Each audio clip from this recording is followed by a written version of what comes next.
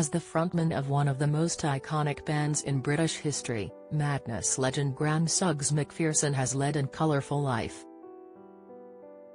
On top of clocking up an incredible 16 top 10 hits over the course of the group's 40-year history, the North London singer-songwriter has also showcased his talents in various other ways, venturing into the worlds of musical theatre, TV acting, and radio DJing.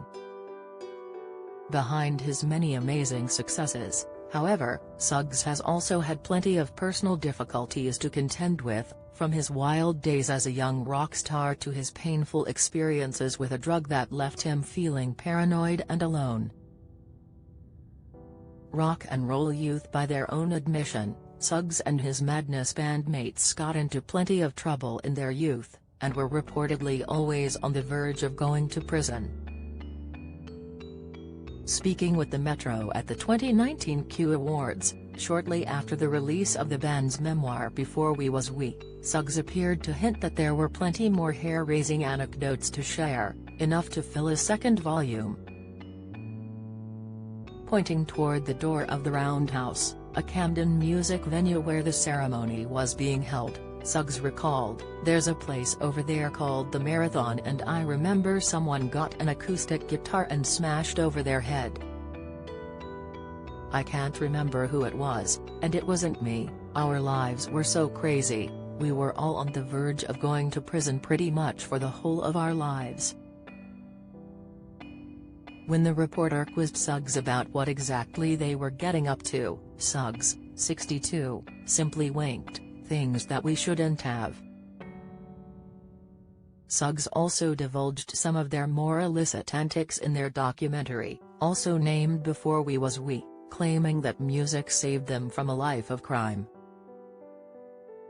He explained, "Being in the band was like an extension of being in a gang, apart from the fact it wasn't just us smashing up phone boxes and kicking traffic cones down the road together. It was at a crossroads. A lot of those people we knew at that time did get into serious crime. We were all a little bit involved in that sort of thing, and graffiti was the first thing. Music was a huge step in the right direction." Serious drug habit and pain over father's death. In an exclusive interview with The Mirror back in 2018, Suggs opened up about developing a dangerous ecstasy habit after bowing out of the music scene, during a period when he was feeling a bit lost.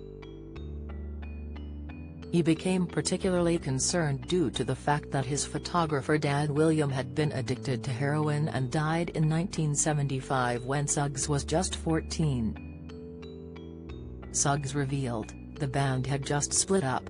I had 2 young kids and I just wanted to get back to reality. Fuck being a pop star for a bit, I thought.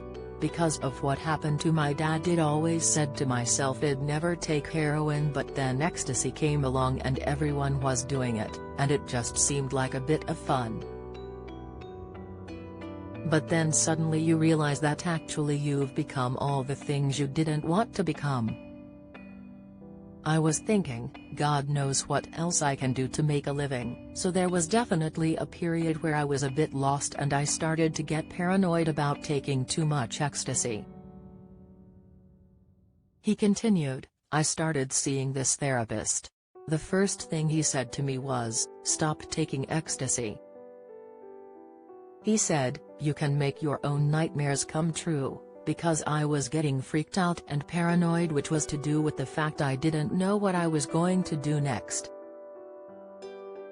I started pushing away the people I loved because I was testing them all the time.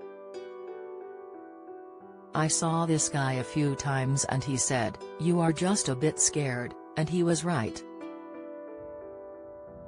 I had left the comfort zone of the band and I was on my own again, trying to work out who I was. It was scary. Do you have a story to share? Email us at julia.banim@reachbook.com.